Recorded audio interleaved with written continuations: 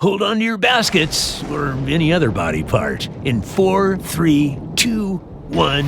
The Nitty Gritty with your hosts, Mark Grau and Deb Monroe, a podcast with no boundaries that tells it like it is. This ain't your mama's show. This is the Nitty Gritty. Hey everybody, welcome to the Nitty Gritty. I am, as usual, Deb Monroe. And I am Mark Grau, and we've got an amazing guest with us today. Who do we have? We have an amazing guest today. Randall, why don't you introduce yourself? You have such an amazing history and background. I can't wait to ask you some questions. Tell them who you are and what you do. I am Randall Ryan, which you already said. Thank you very much. Oh, right. You want more. Well, I cast and direct voice actors, the vast majority being for video games. My background is I'm a musician, and the journey to get to voice directing is probably interesting only to me. But let's just say that's what happened. So touring musician, started a company, was going to write jingles, got into doing internet audio, did a video game, thought that was better, then did VO. There's your Cliff's Notes. And so were you actually ever a voice actor? So you say you did VO, you weren't, so you were never a voice actor? Not. No. I love finding out that kind of insight because, you know, I do see a lot of musicians go from musician to animation because it's still all sound related and still correlates with what we do. And as we know, it's hard to make a living off as a musician. How did you get into the direction side of stuff?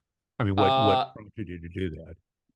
Well, originally it was because the music gigs were, while they paid very well, were far and few between. And so I started doing voiceover because really I started as a production company. Yes, I was there to compose, but I was really a production company. That was the shingle. And so it's like, well, if we're producing, and mostly commercial at this point in time, if we're producing voiceover, we're not really going to make any money off of it because I'm hiring a director, I'm hiring the actor, I'm paying the agent, I'm doing all that. But there are more VO jobs, people will come in the door, and then the presumption, which turned out to be completely erroneous, was, and then they'll come back to us for music. Wow.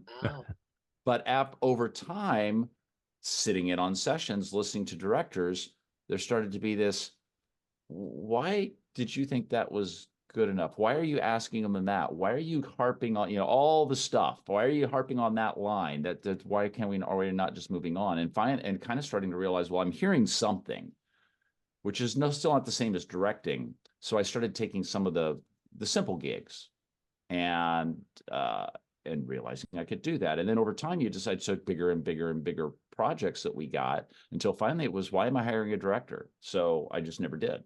Nice. And but that's it. It was never a plan.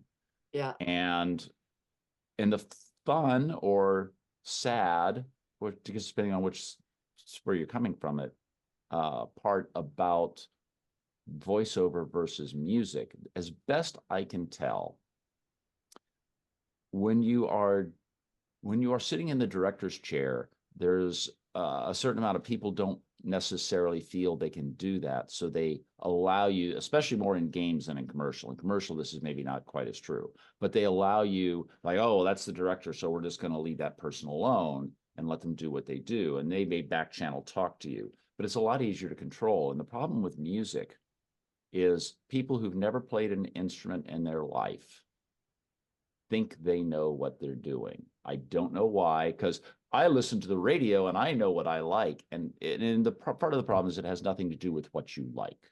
That is not what this is about. It is about what is right for the project, what is right for the specific situation. This is not what are you going to put on your playlist when you leave. And it just became very obvious to me that after a period of time so here's the job that is actually very hard, that people all seem to think is very easy, and they give me a lot of grief over. And here's the thing that, from my perspective, is simpler, and people go, oh, and we're going to leave you alone, and they don't get in your way. I'm going with the path of least resistance here. There you go. Now, just out of curiosity, how much input does a client have, or do you have to the client as far as a character when they go, "This is what we want"? Do you have the levity to go, "Well, that's good, but you maybe lean this way a little bit, lean that way a little more, a little less," or is it pretty much specific to, "Yep, that's exactly what they want, so that's exactly what they're going to get"? Well, I guess that's all philosophy, right? I mean, you know this from running a studio for years, from being a voice actor, from being on both sides of the glass. From being directed by you. Yeah. God. And you're still Well, talking to then. me. I win. Well, you were wondering what he was even doing here, as we know. Yeah, well, yeah. That's what you look like. Wait a minute. Well, I mean, it's very, I think it's, first of all, it's client specific to some degree. Some people come in with very strong opinions of what they want. Some people don't. They're looking to you to do stuff. How much you push or don't push, I think depends on how well you read the client, what your level of, what's your point of pain. If you're like, God, this is not what I think we should do, but they're insistent on it. I guess that's different for every person. Are you going to say, okay, fine, I'm only going to push so much? Are you going to really push? How important is this client to you? How much are you getting paid for it? I mean, all those things factor in. So I don't know if there's really any one answer.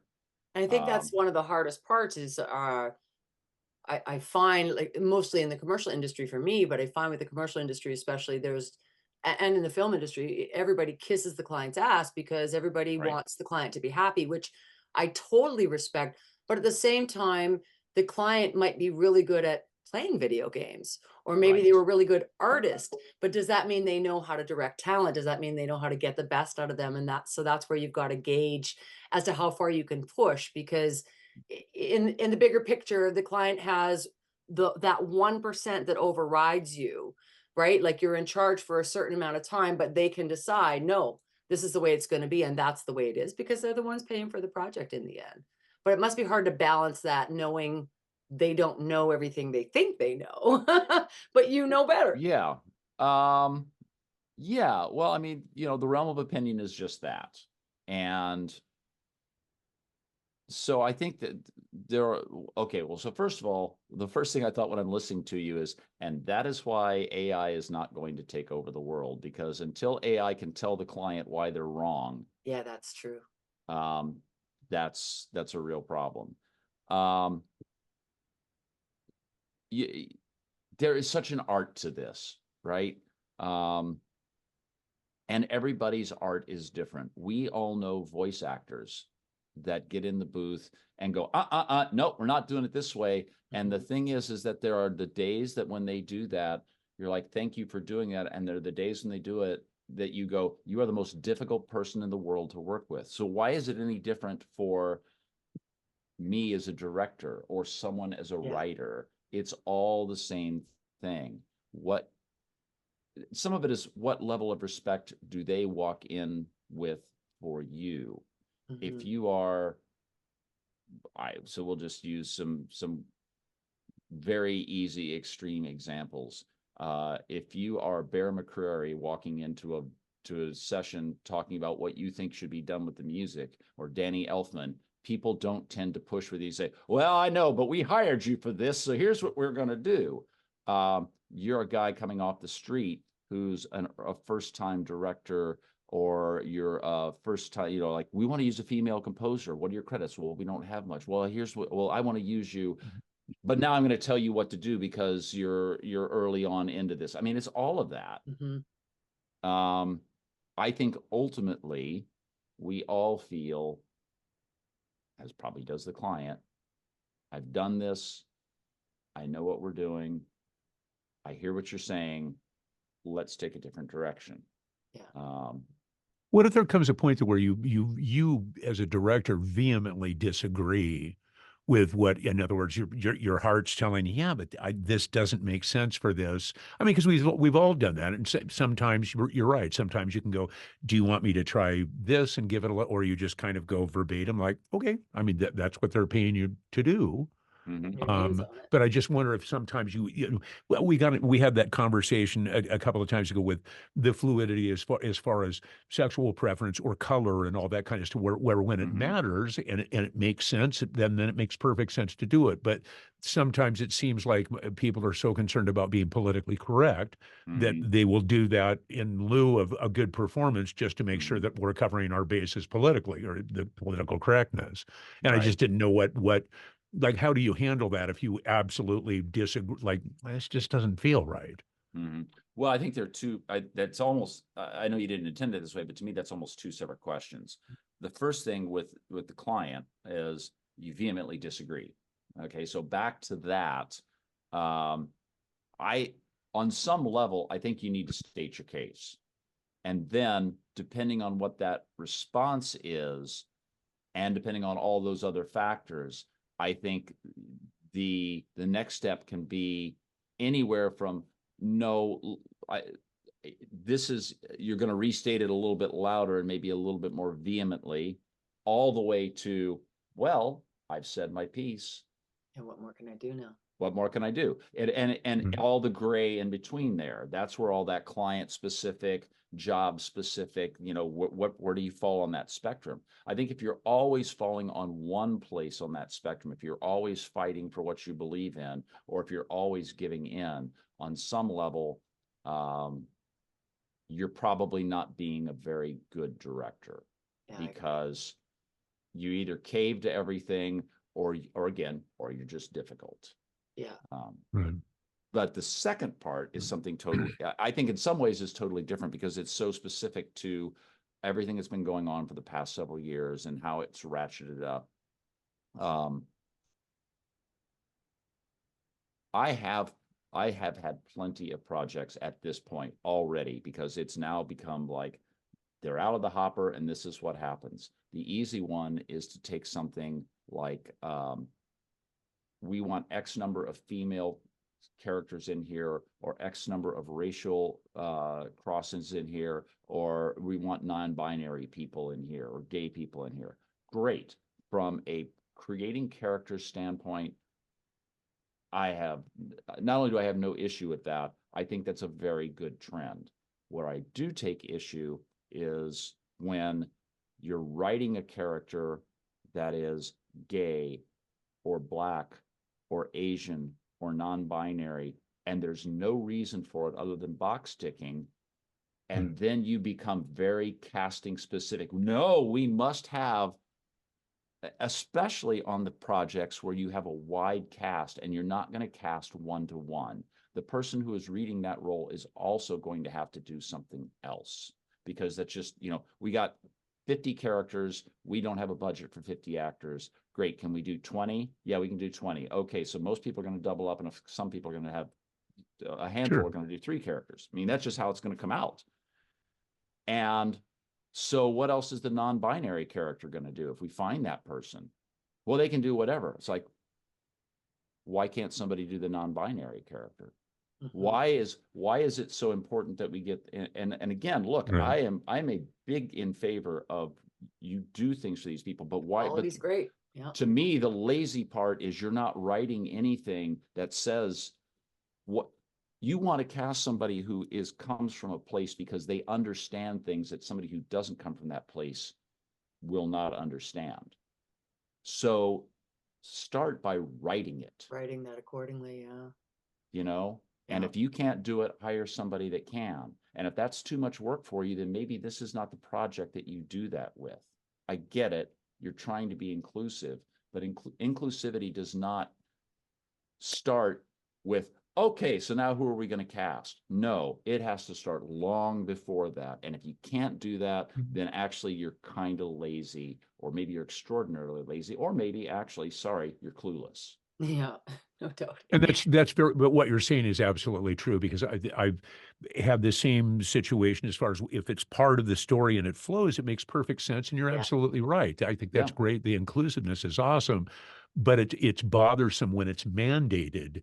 And it's like, Right. but that character there's no reason for that. It's Right. like, okay, and We've talked about this before too, where really I think this is a very paramount statement that everybody should be making in this industry is, so we go back into that controversial thing. I think we're all about equal. Well, I mean, maybe not everybody is, but a lot of us are all about equality.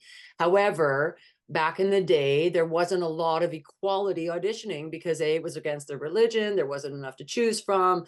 But then let's add the fact that we're being monsters and chipmunks and all these other things. So Right. now, isn't that prejudice too now? Because I'm not a chipmunk. I have no idea what it's like to be a chipmunk, but I'm going to pretend to be a chipmunk. I just think that this Yeah, but you got chipmunk industry. tendencies. Now I know you are a chipmunk, maybe a bit of a squirrel even. But now it feels like this industry has an exception. And I think it should have an exception because it is not visual. It's an auditorial thing. And short of bad accents that weren't authentic, or short of, stereotype, rude Right. stereotypes that actors might have been bringing to the table, there still is, like, it's great when you get the authentic accent, but can you get it? And that's a lot of the problem too, is like, just because, again, this isn't film, so we're not on camera, it's not seen, it does have just a little slight difference of neutrality that can go to anybody who's the best person for the job, period, who pulled off that best voice or that best character to bring that to life. So what happens to Randy if you're mid-stride session wise and the person's simply not getting it? Well, I mean, how do you work around that, or how do you handle that? Well, that doesn't happen very often, but obviously that is not 100% of the time, but probably in the low to mid 90% of the time, that's a casting issue. That somebody did not do their job. Hopefully that wasn't me that didn't do my job. Somebody didn't do their job casting. You didn't vet this person well enough. Look, we all know there is the possibility of somebody who's got a resume and they auditioned well for whatever reason, and they show up and they just can't do it. But to me, that's a very, very small percentage of time. Even if that happens, if they actually are a good actor and they're just having a bad day, or they're slightly miscast in some way, usually if the actor is good, you can kind of work through that. It may be that we're defaulting to more of a line reading type of thing, or we're really belaboring time, but you get through it. If somebody is truly bad, you just stop. You just do. And Sure. you recast as soon as possible. I mean, you're as kind as possible to this person, and you still pay them, of course. But you've got to pull the plug. You seem to me to be a slight bit of like, I get, there's always kid gloves when it comes to actors. Actors can be sensitive, and you need the best you can out of them for that role. And emotions are so transparent that we're wearing them on our sleeves if we feel that we're not doing a good enough job, and we tend to beat ourselves up. But you seem like a bit of a straight shooter, and that's what I think a lot of voice directors need, is because I feel like, as much as we shouldn't be educated on the job, I still think it's important when a lot of talent haven't had the experience to work all aspects of the camera. They don't know what it's like to deal with a client. They don't know what it's like to deal with a budget, or to be over budget or under budget, or deal with a difficult actor, or a difficult client, period. Because they don't have that understanding. I think it's so important that we are, when you're directing, I think it's important that we do get some information of understanding all sides, which I think is, in hopes, what this podcast will do, is give understanding to all sides of the fence, because I think a lot of actors really take that for granted, right? Like, I mean, it's a big deal having to work with the client, having to please the client, and then having to please the entire staff at the same time, right? Yeah, your job, it is largely acting, but it's actually so much more. So I even think about this when it comes to actors who build their careers. So the parallel to the session is, you have to have a certain amount of talent as an actor, or you're not in the game. But once you are, the differences that make people who work and get a career versus those who don't, generally is not actually acting ability. And I think a lot of people don't think that. They think, if I just continue to get a better and better actor, become a better and better actor, I'm going to become more famous, I'll get more jobs and all that. And that's not true. It's how well do you deal with clients? It's how good is your marketing? How well do you network? How do you interact with other people? Do you actually bathe before you come into the session? And when the session is over, do you walk out right away and not hang around? And it just all those kinds of things. And so I think it's true in session as well. Your job is not just to come in and act. Your job is to come in, be pleasant, interact with the client, interact with the director, ask questions, be polite, find out things, listen to people's stories that you don't care about because this is going to be important to the end product. It's all of that. It's not just how you act. And if you do all those things right, then if there is a struggle, it's interesting how much more willing people are to say, let's work through this and to talk to you in a different way. If somebody's already frustrated with you, like even if you think as a director, you don't want to do this, how much of a tendency is to say, okay, look, let's just scrap all that. Now, that's probably not the best way to start to talk to an actor, but isn't that kind of part of what your mind, whether you say that or not, isn't that where your mind already is? And if that person has come in and they have really just been ultra pleasant and not schmoozy, not solicitous, genuine, authentic as a person, not just as an actor. Which goes back to confidence versus insecurities, right? A lot of actors come in with insecurities. Pick me, please. We all have insecurities. I don't care how many projects you do. One of my favorite stories is Neil Peart, who I think for me is the greatest rock drummer of all time. 30 years into his career saying, man, I'm not good enough. And going back and taking jazz lessons and changing his grip so he could become a better drummer. I mean, we all have insecurities. Yeah. Good for him. Well, I thought it was really cool. You're one of the rare director casting people that sending you an audition and you kicking it back and go, this is cool, but push this more or pull it back, which is invaluable to have. I mean, it because usually you hear nothing. You're just kind of, it's like you said, and that. So it's kind of nice to have that input. It's great. It's like, oh, okay, now it makes a lot more sense. Right. Well, I think, first of all, where I differ from, I think most casting directors, I've never done a poll, so I don't actually know. I've always been pretty fierce about contacting actors directly. This is not cut it. So in your case, I have a very good relationship with Atlas. Atlas knows that I'm going to contact you. I'm not going to contact Heather. I'm not going to contact Calvin. I'm going to contact you. But they're in the loop. Right. And the part of the reason for that is because I get to know you. So I'm sending out auditions to people that I am pretty sure can do this job. And maybe I'm also throwing in some people that I don't know, that I'm adding some little, hey, I wonder if they can do this, or I want to check the boundaries of what they can do. And so because of that, I'm not generally being inundated with 500 auditions, 1,000 auditions. I'm getting 50, 60, sometimes less than that. Now it becomes very easy, or at least easier, for me to respond to people. And I think that there's a courtesy of, at the very least, I got your audition. But then my process is I tend to listen to them more or less as they come in. I mean, sometimes it's like, I can't do this, but at 2:00 in the afternoon, I'm going to listen to what's come in right now. Okay, I may be listening to these again before I send them all on to the client, but this is my preliminary listen, and I hear it. And a lot of times it's like, that's really good. I'm going to send it back to the actor and say, that's really good. Bam. They go in a folder, off my list, go on to the next audition. I hear somebody, especially somebody like you, Mark. So part of the reason that you probably get that is because I've got a really good idea of your range. I've known you for a long time. I know where you come from. I know the things you do. And if you don't hit something, it's not, wow, this actor sucks. It's, you probably didn't get something in there. That could be my description. That could be where your mind was coming from, but it's a tweak, right? It's not, oh my God. It's, yeah, I hear what you're doing. put yourself more in this spot because I think you can do this better. And then you will.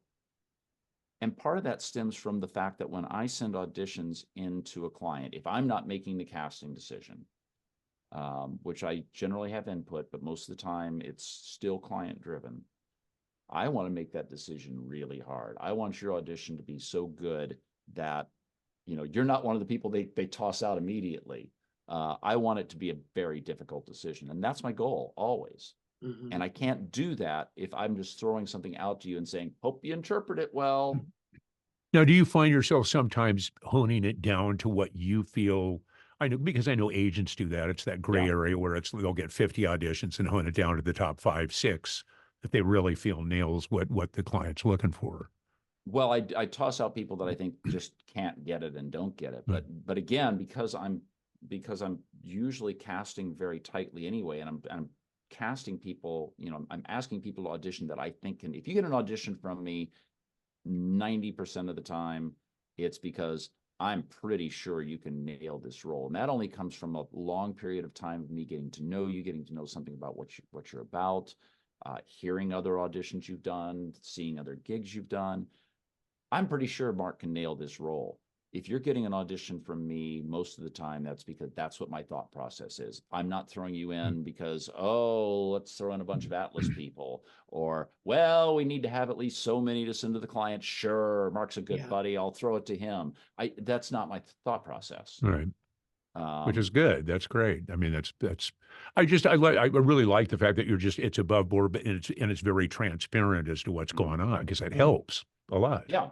And Well, I think right. it's really important for talent to hear just going back to what you were saying before, is you're not just looking at it as in, okay, I know that Mark can pull off this character, but as important, I know that my clients will enjoy this person, because it Right. represents you, who you bring in, especially if you have casting privileges to actually be able to cast and not and direct, and not just bring in.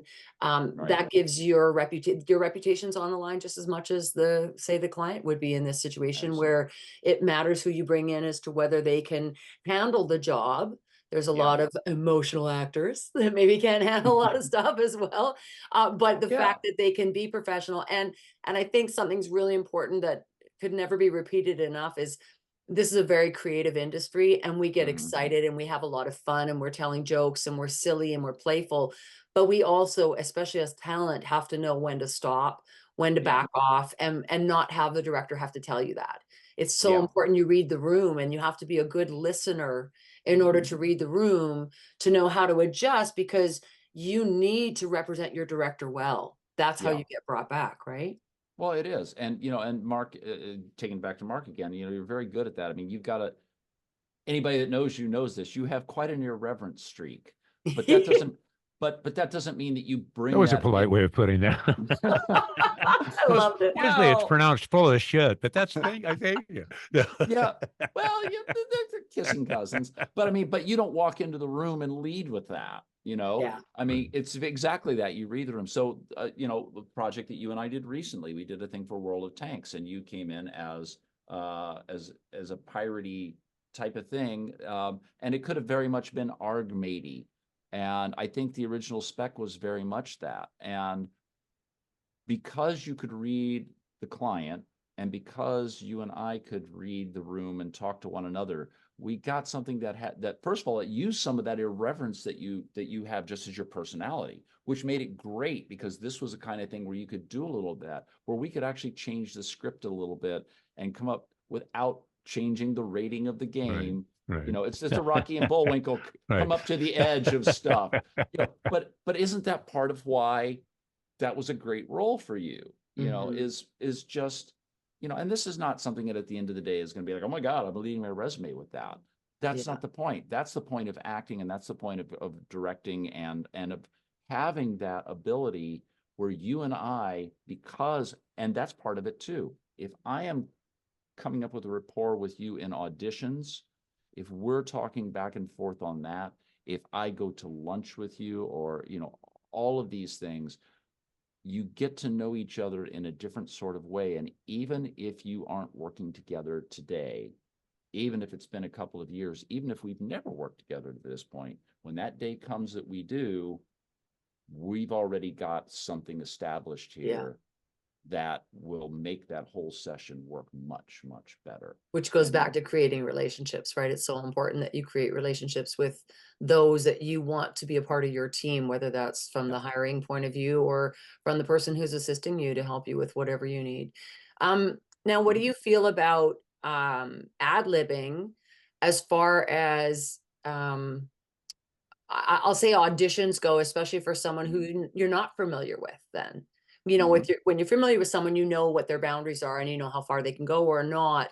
Would you rather have some ad-libbing from a newer talent, or would you have none and then work that as you go in when there's permissions? Because I know it's not always wanted. Well, again, I think that's a gray area. I think where that actually starts is not should I ad lib or not. I think where that starts is what is right for the character as I envision it, and that answers a lot of those questions. So it has nothing to do with the director. Oftentimes I find actors think way too hard by starting with what does the client want. That is a losing game. Unless you know those people and what's going on there, you are never going to be able to answer that question. That's almost like maybe getting into tricky territory. What does God want me to do right now? Yeah, no. What do you think is the right thing? That's actually the question. And so it's what is right for the character. Yeah. That's it. If you can answer that, then when you are acting at that particular moment, when you've got that audition, for lack of a better way to put it, you've got that role right now. It's an unpaid role, but you got the role. So do what's right for the role. Let the chips fall where they may, because you have no idea what they want on the other end or what they're going to do. And if you try to guess that, what ends up happening is you play it safe, you bowl right down the middle. It's a perfectly acceptable audition that doesn't get cast because there's nothing about it that stands out. Or at best, you're in the lottery of all the other people that bowled right down the center. And now it's, whose voice do you like? Who doesn't have a name that makes you hurl? Things that have nothing to do with your acting. Yeah. You know, honor the character. What makes this character interesting? What makes this character something that I want to say, tell me more. I want to follow this person.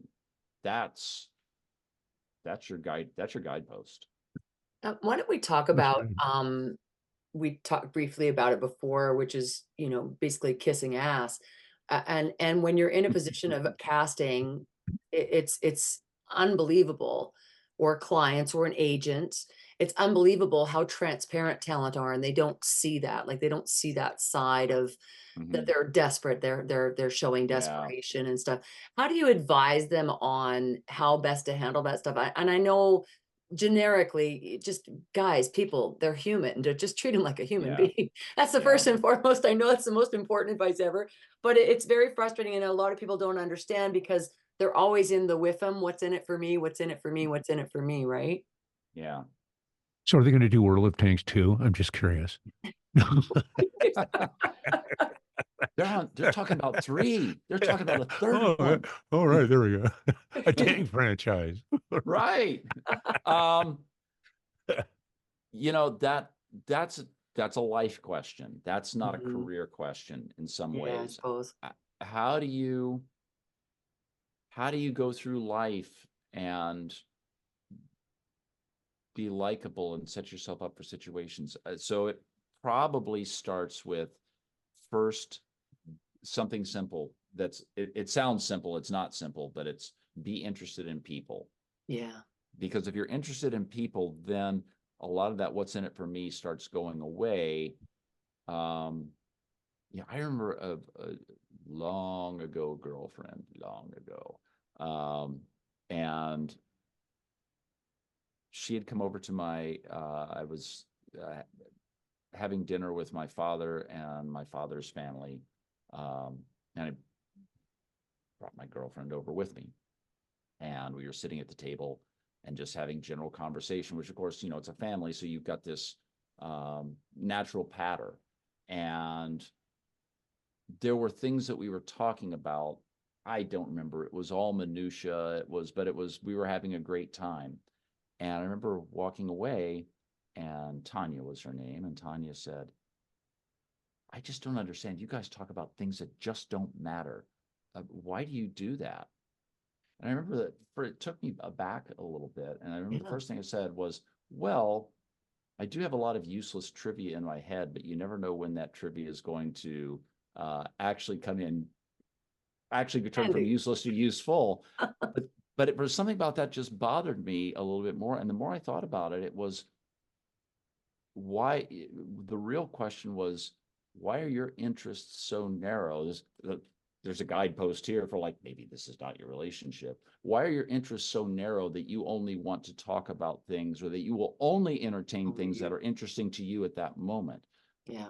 The curiosity about the world, the curiosity about other people, wow, why is it that that's the job you've chosen? And not from a, why did you do that? Like, it's interesting. What made you do that? And actually being interested. Somebody who looks nothing like you, somebody who comes from a different place than you do, somebody who can't help you in this moment, but just to be interested in them. You can't teach that, but you can cultivate it. And if a person does that, doesn't that answer a lot of that? Yeah.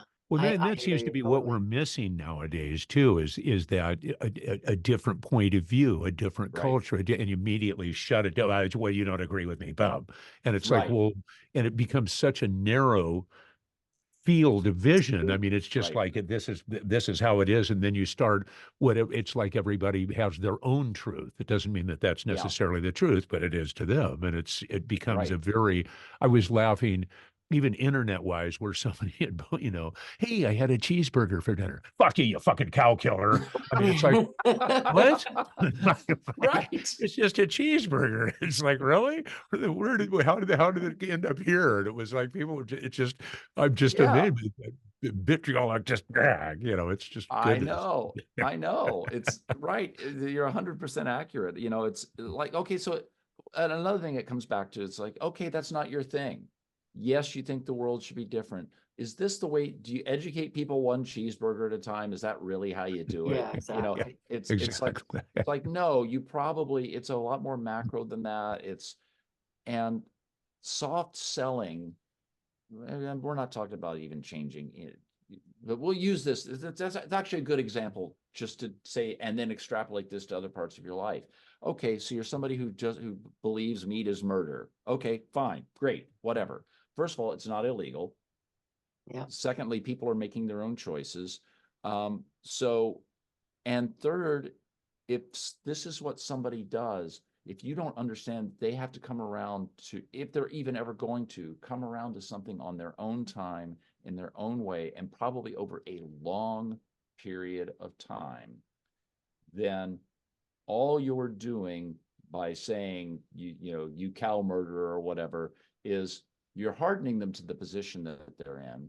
Mm-hmm. You're not changing hearts and minds. They think you're an asshole. Actually, you probably are. And and nothing gets done.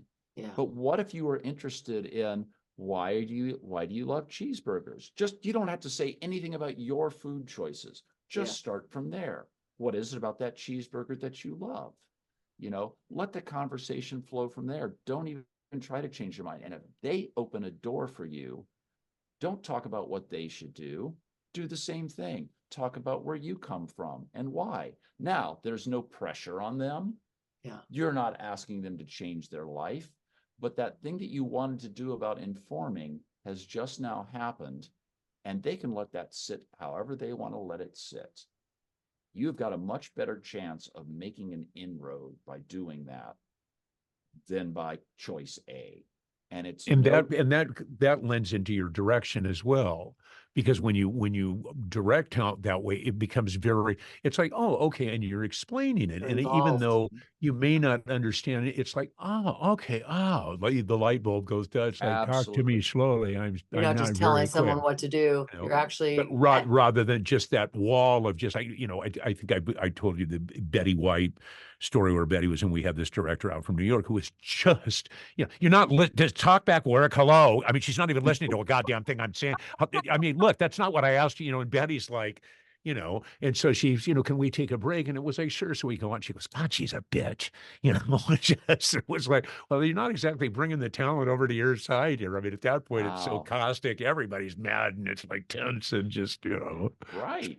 well, communication goes a long way. So just like what you're saying, if you as a director could be asking the talents questions, which engages them, which makes them feel like it's their idea, not just yours, or that they're not just being told what to do, which is where the problem in life is everybody's telling everybody how to live, who to be, judging, as opposed to just being genuinely curious about people and why you think this way, and be okay with that.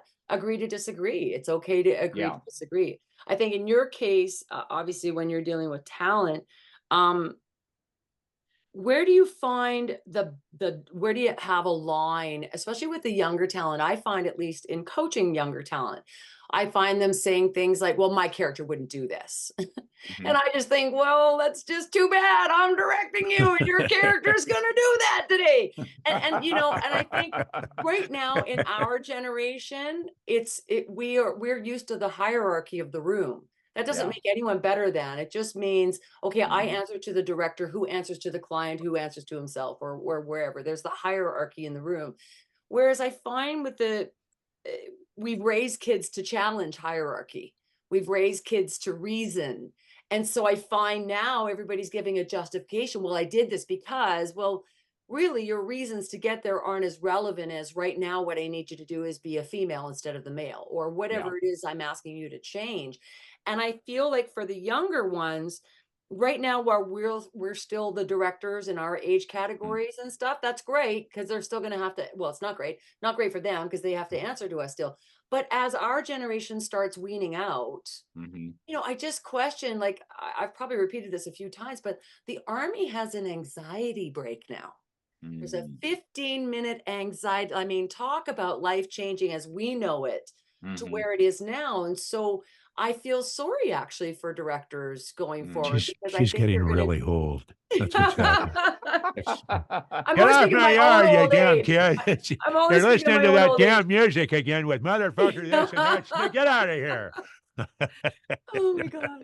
But I can't imagine how much more difficult that's going to get when you've got a lot of people justifying their choices instead of being the puppet in the room and recognizing this might be a character you're bringing to life, but it's not your character. It's not your project, right? Finding that fine line for them. Are you finding that Well, yet? Like, are you seeing that difficulty or no? I mean, you seem very well, patient, so I would assume you get some good sessions. honestly, I see that. I see that more. I see it personally, and this is just anecdotal as opposed to like this is a global statement about anything.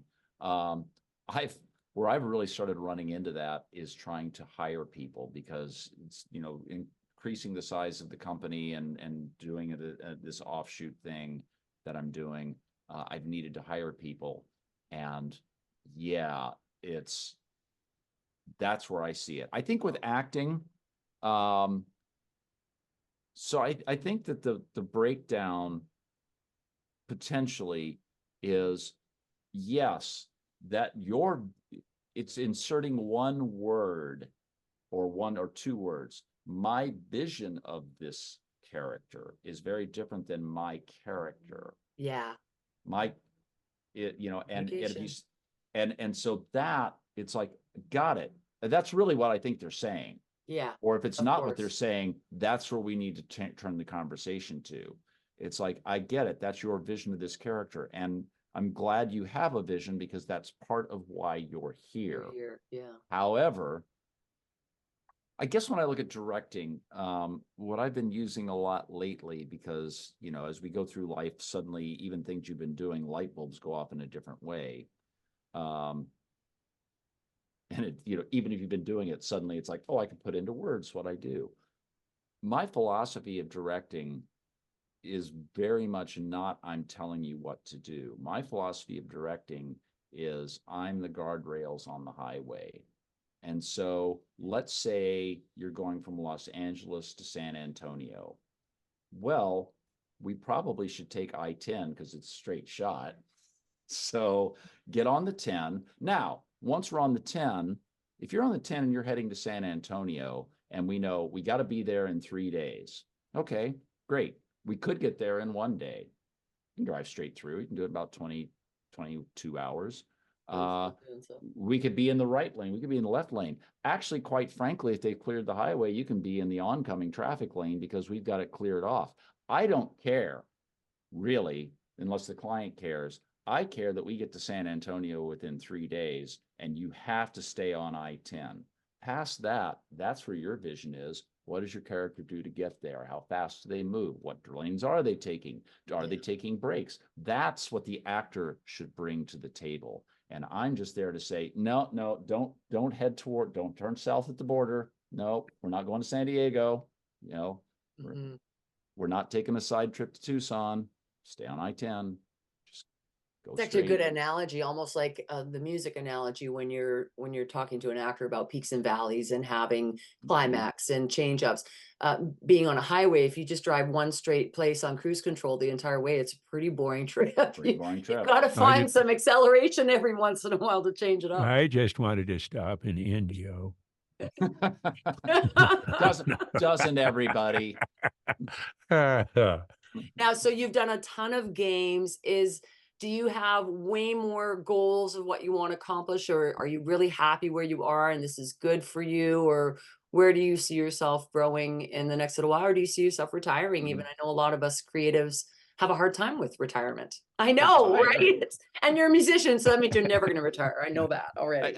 I take the Willie Nelson version of retiring. Somebody asked him when I was still living in Austin, asked him, when are you going to retire? And he said, retire. Said, all I do now is play music and golf. What am I going to retire to? Yeah, exactly. It's like that's brilliant. And so yes, on some level, it's like, what am I going to retire to? I play music, I direct actors. But it's really interesting. In the last couple of years, I think I had hit a point where I was kind of content. Like, I've got a pretty nice life. I got a lot of good clients. I'm directing. There's business rolling in. And for a variety of reasons, I've gone to this period of like, I think I want to change up what I'm doing. And so it's taken multiple turns. I'm doing a lot more. I'm cultivating work in Europe purposely. I'm really going after, not that I haven't done some big projects, but going after bigger projects. I'm moving into doing animation, which I know is a long, because you can say that all day, but it's a very close. It's kind of like getting into a loop group. Like, I want to get in a loop group. Right. It's like, okay, well, first get to know everybody. Second, wait for someone to die. Yeah, exactly. and animation isn't a lot different than that. So I know it's a long haul thing, but there's something about, let's grow what it is I'm doing. Let's move into some different avenues that just kind of jazzes me in a way that I think I was in a spot where I wasn't like, that seems like hard work. And all of a sudden one day it became, damn it, let's work hard again. So why? I don't know. Reinvest. Yeah. But it's, but there are chapters. The reason for buying a place on the East Coast is I had that come to Jesus moment sitting in LA going, is this really where I want to die? I mean, is this it? Is there another chapter to do something else? And sometimes, as we know too, this business can be all consuming. I mean, everything is based on, so what was your last, I'm always amazed when you say, hey man, how you been? Well, great. I just finished, and I was like, no, what are you working on? How are you doing? It's good to, that. And sometimes people, it's all, that's all anybody talks about. And Yeah. that's their entire life. And it was Mhm. like, which is great. I mean, it's obviously it's in your soul, it's in your genes. I mean, good Lord, we've all been doing this for a long time. Right. And it's one, but sometimes it's kind of nice to get that ulterior, like, oh, look, there's something else going on out You're there just a too. It's like, human. well, look, I just Yeah. went down and sat at the beach and didn't talk to a fucking person about what I'm Right. doing. Like, Yeah. it Yeah, was because Well, great. generally we're all workaholics, right? We're very much Yeah. workaholics in that regard. And even being in now as a voice director, I think a lot of people will also take for granted you don't just work a 9 to 5. You're not just working when they hit record and you're directing at that point. You have to take it home. You have to decide things. You have to help with casting. You have to go over script. You have to understand what direction you want to take, liaison with clients, things like that. Yep. There's a lot more of your day that they don't realize, right? A lot more of your month, a lot more, maybe even a lot. It depends on the project. Yes, it is. Absolutely. Well, it's so, Mark, to your point. So a lot of times people are asking me now, it's like, because I mean, I know this, but I moved to Mexico 5 years ago. And even though I have a place in LA, which is where I'm at right now, it's like, why are you going back and forth to Mexico? It's exactly what you said. When I am here, so I've got an appointment that I've got like 3 appointments today. I'm going to cancel one, which I'm not that person, because it's like, I've just got too much going on and I got to get this stuff done. But that's how my days get packed when I'm here. Sure. It's just, I am literally wall to wall. I work 12-hour days. Part of it is that I want to. Yeah. I go back to Mexico, and you know what I don't do? That. Yeah. I still work. I still keep a schedule, but there's no one that I have to go see. The pace is so totally different. I go sit on the beach, or I don a snorkel mask and I swim out to the reef. It is so completely different. There was a great quote about Mexico. It goes, in Mexico, mañana doesn't mean tomorrow. It just means not today. That's Yeah. right. Like, That's right. That's like, but- there was a sign there last time we were there. It said free beer tomorrow. Yeah. There will always be free beer tomorrow. Yeah. Yeah. That's It's just, awesome. It's I hard actually to let go and relax. Yeah. yeah, I actually wrote a line in a song that was almost that. It was, mañana doesn't mean tomorrow. It means not right now. Yeah. Is that- So- that's- True there that. you go. slight difference, but yeah, and there is a truth to that. Now, the other side of that is that's where the complacency comes in for me too. Mhm. Yeah. Sure. And so the jolt for me is coming back to LA. And it's really interesting how that happens. I mean, it is a switch like that. Both places are going home to me right now. I walk in here and I'm home. I walk in there and I'm home. But what it represents is something completely different. But it Sure. is definitely, I get back here and it is on immediately. Not because I choose to do that so much as it just is. Mm-hmm. Yeah, absolutely. And if I were here 24/7, 365, I do think that burnout would be really, Inevitable. or I would have to change some things. It's interesting, my business partner, Gillian Brashear, when I was talking about possibly doing this full time, she had just a lovely piece of advice. She said, so I think I know you well enough at this point to say, if you were here, you would be on all the time and you would need to take a vacation. The problem is that you won't take a vacation. Yeah, that's the thing. Yeah. And it's like, you're right. She said, and when you go to Mexico, it's forced vacation. And I thought that's actually pretty astute and pretty correct. Yeah. So True. it doesn't mean that I'm going to do this forever. But I think right now that makes a lot of sense. I tend to do a lot of cruises because the internet doesn't work very well on the ocean. Yay! Oh no, my internet doesn't work for 7 days. I'm so sorry. Because I was always the desperate actor who brought her studio with me everywhere. Oh yeah. Yeah. And long story short, I ended up getting banned from the States for teaching voiceover. And so with my ban, I'm now not allowed, unless I have a work visa, to travel with my gear.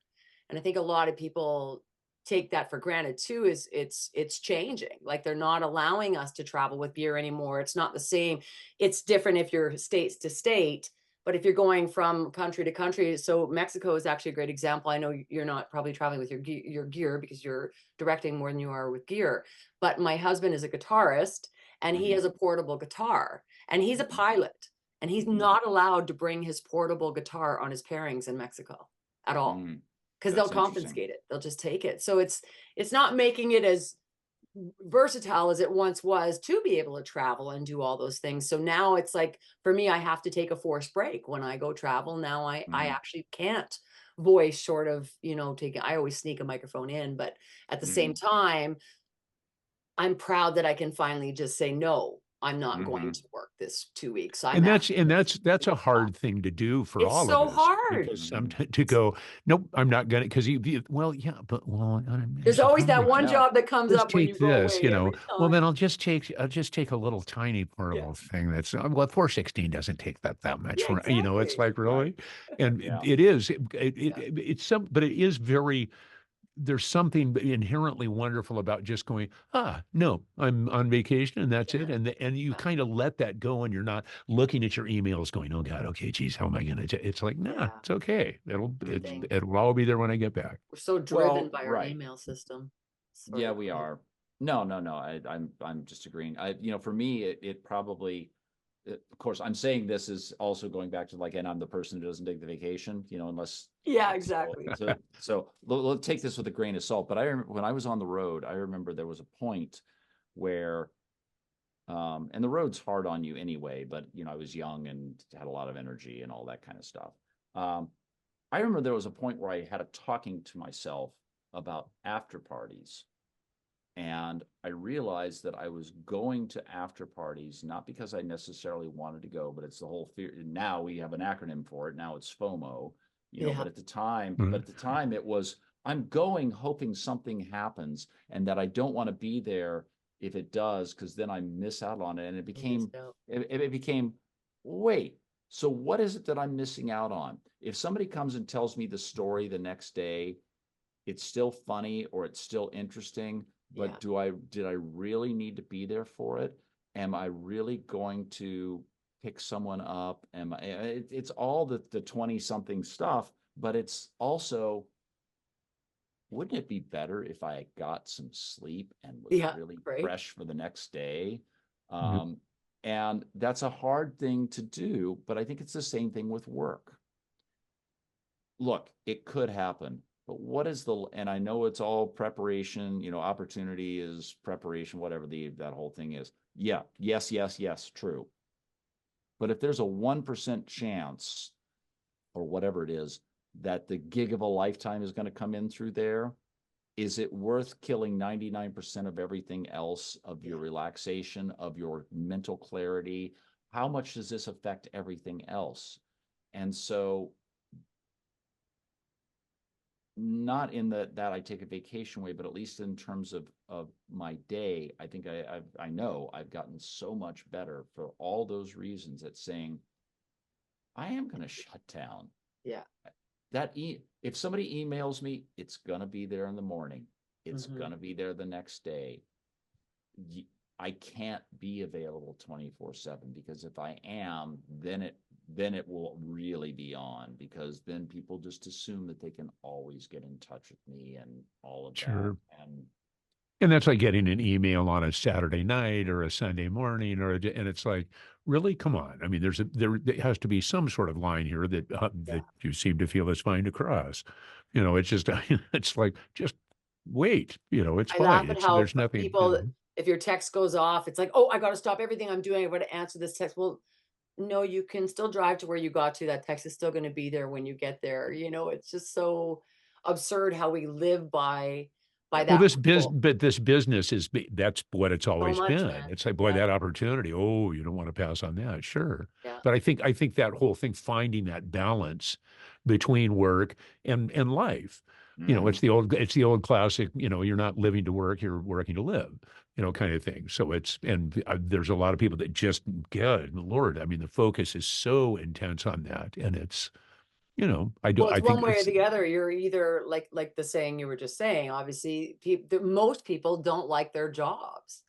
And so we have this right. beautiful gift that we actually love what we do so much that, in fact, our family probably suffers the most, because I don't think Yeah. I suffer from my workaholic self, but I think my Right. family suffers from my workaholic Mm. self. I've got no problem with the workaholic in me, Right. but I also know that they want my time and they want my time, and I've got to divide myself here.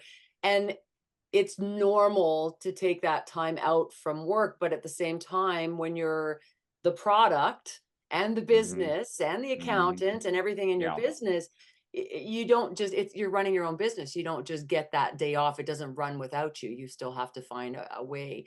But I do feel that, there is never that one job, I think, that is the be all, because there's always another job. And you've got to, at least you're still wanted when you're going on holidays. Even if you're not going to do it, at least you're still in that wanted category of, okay, well, I actually had to turn this down or whatever, which I wasn't Right. willing to do at all in the first probably 20 years of my career. I wasn't willing at all. It's Right. like, take me 2 hours to whip off this job, guys. You guys are you guys go have breakfast. I don't eat breakfast anyway. We'll see you afterwards, and I paid for our holiday. We're good, right?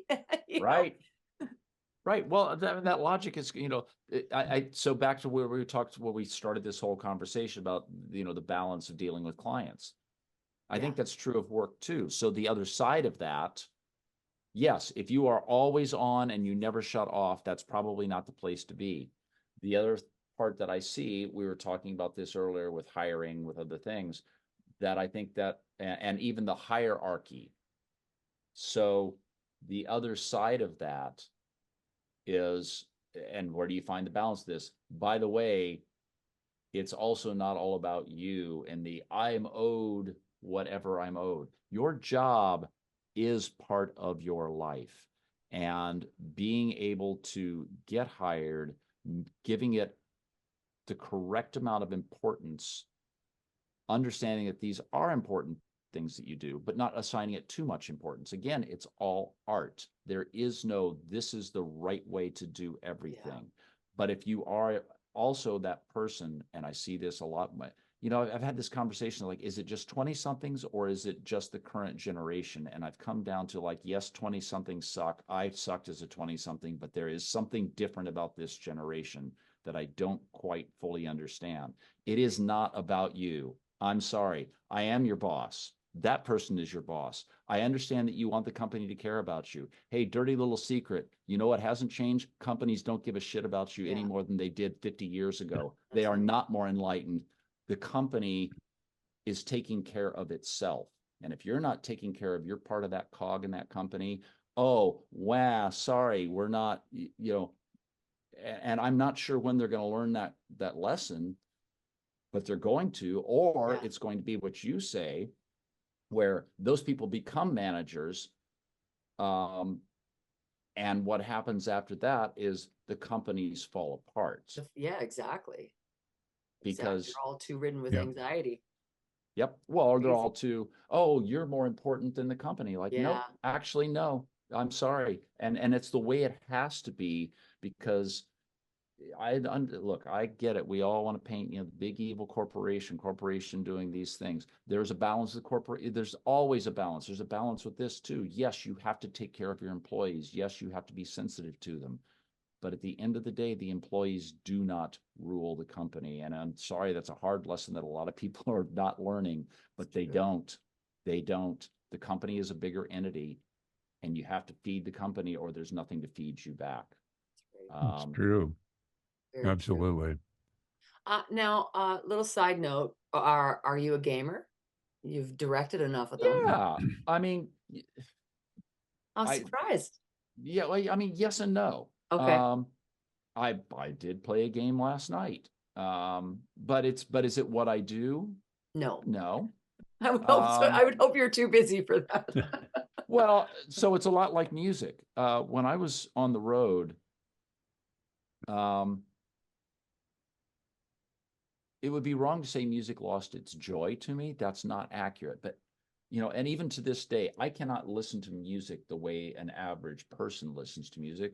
because just like if you're a film actor, can you really go lose yourself in a film? You can't, because you dissect it. You just do.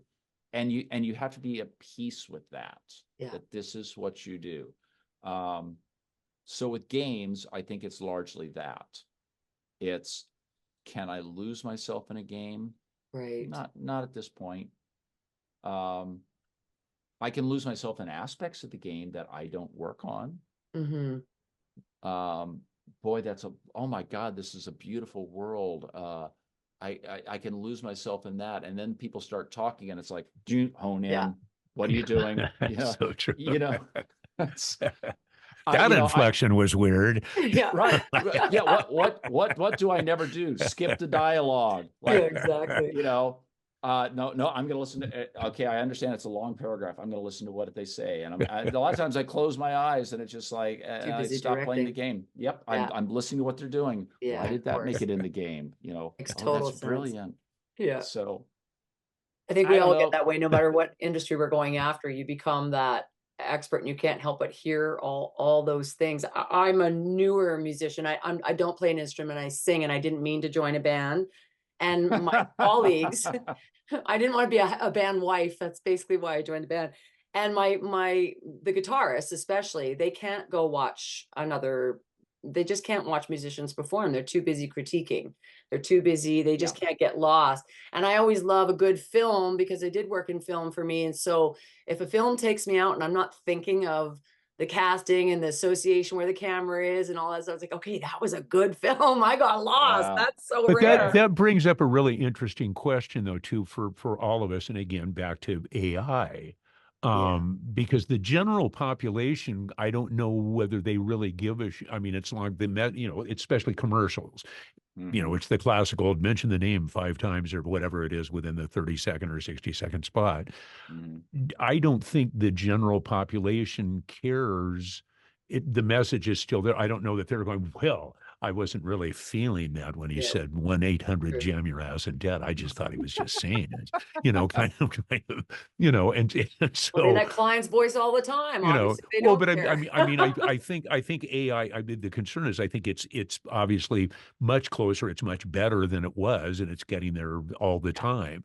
And sometimes I think we as performers and just in this business in general put a lot of store in the creativity and selling emotion and that sort of thing. And I think, but a lot of people that are not in the business, I don't know how relative to them that is. It's true.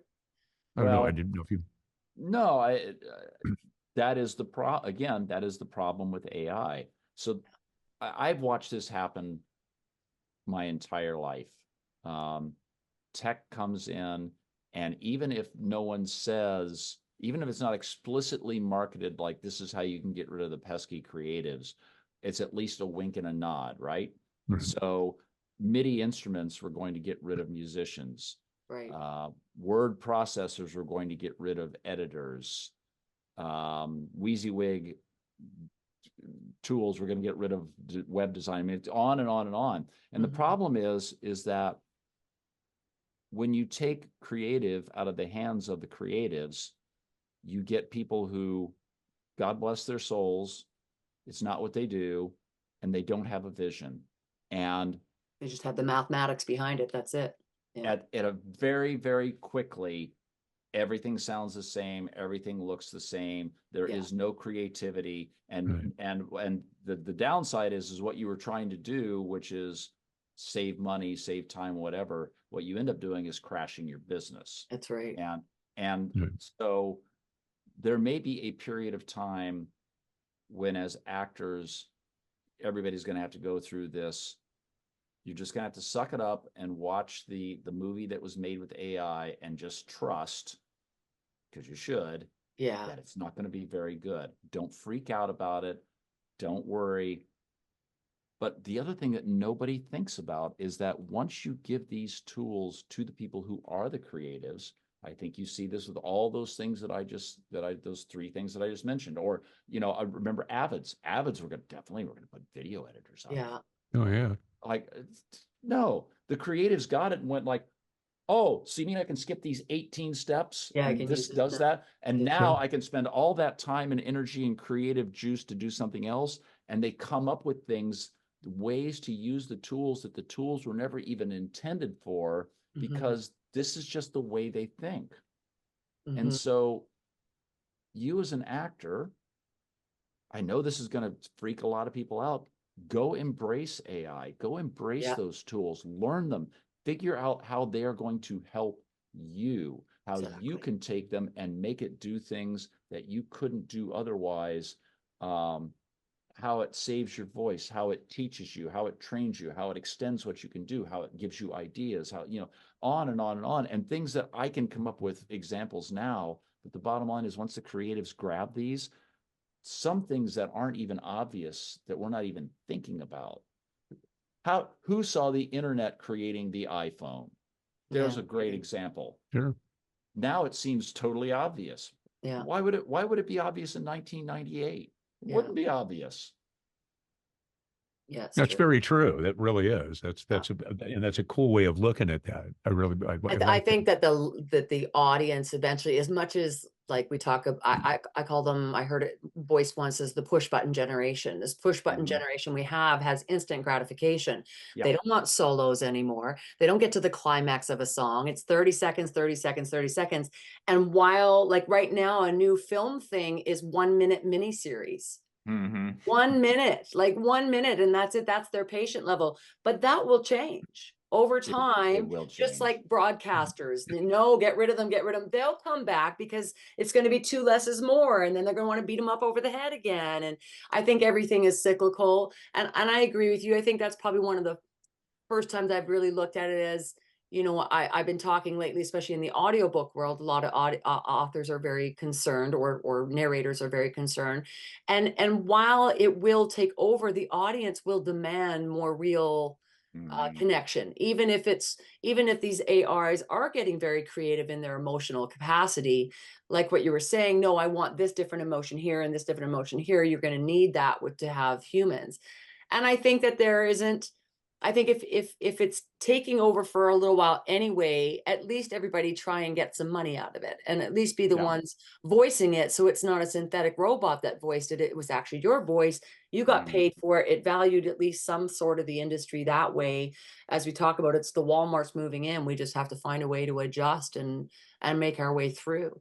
Now, do you have any leaving advice you would leave with our talent about anything, whether it's, you know, being better to work with, what they should be doing in their careers to, other than loving what they do and being good and professional and everything? What other kinds of things would you leave with our talent to give them some messages to consider for their careers? Well, that's pretty Just an wide. open loaded question. Yeah. You know, I think in general, if giving career advice is always tricky. So I'm going to keep it very macro. Be interested in people. If you're not interested, so first of all, if you're not interested in people, get interested in people. If you find that you can't do it, find another career, because you're not going to succeed in this if you can't do that. And it has to be, as we said earlier, it has to be genuine. It has to be real.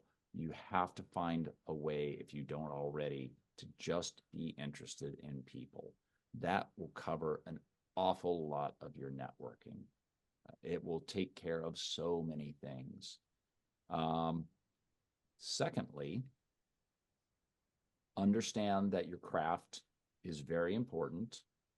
But once you get to a certain level, all the other things are equally important. You almost don't weigh them any differently. Acting gets almost 100% weight until you hit the level of entry. And then once you do, if there are 10 other things that you have to do, it gets a weight of 1, and the others all get a weight of 1. So understand that is once you get to a certain point, that's 1/10 of what you do, and that all the other stuff matters. And work on it all. Doesn't mean don't work on your acting. You do. But then the final thing is, and when you're working on your acting,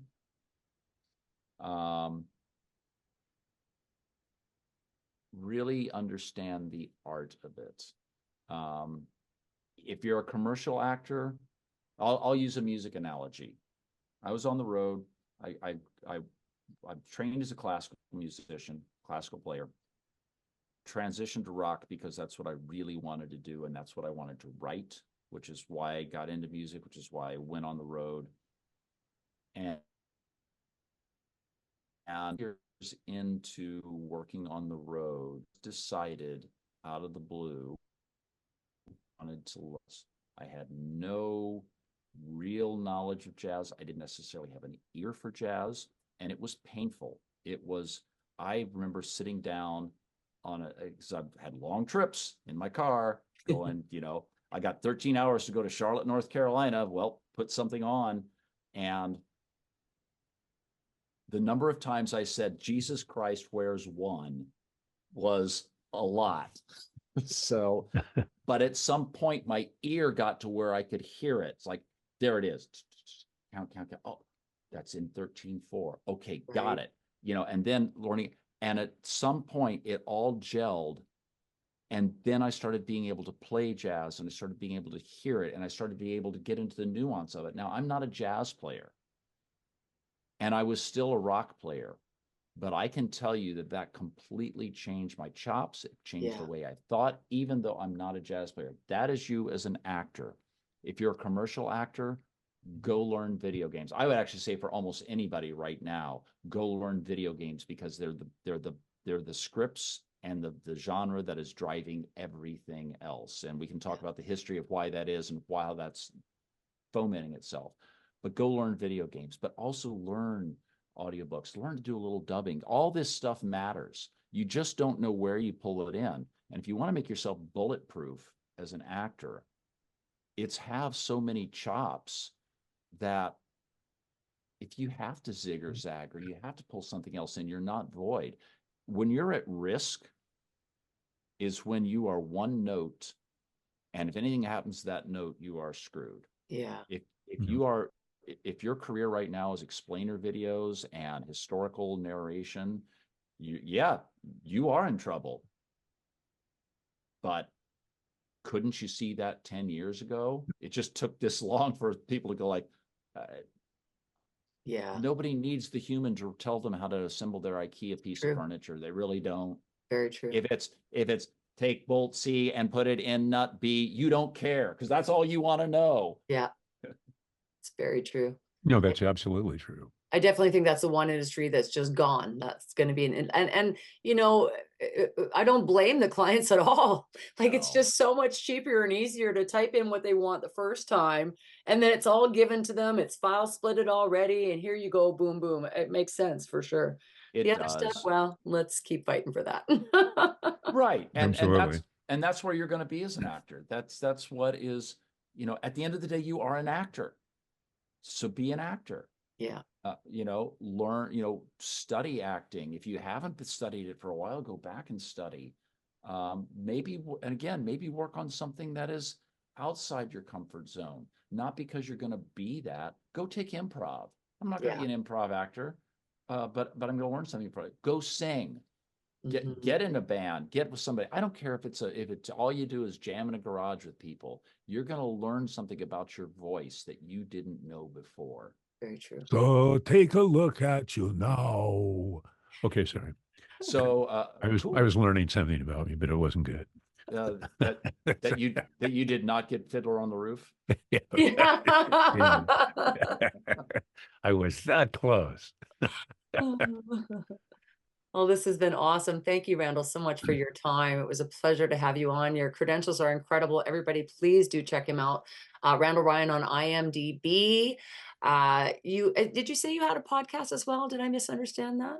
Yeah, it's Let's Talk Voiceover. Oh, nice. Let's Talk Voiceover. Make sure you guys check that out. Where can they find that? Is it letstalkvoiceover.com or? It is. Awesome. Perfect. Well, that's great. And there's a Mark episode. Oh, there we go. Randy, it's great to see you, man. I really appreciate it. I thank you so much for coming on, man. That means a lot. It was just, and you really gave some really excellent information. It's awesome. Well, thank you. It's always lovely to see you, Mark. So You too, buddy. Yeah, we'll talk soon because we do. All right, you got it. All right, Rand, take care, buddy. Thanks, Take man. care. Take care, Bye. everybody. A podcast with no boundaries that tells it like it is.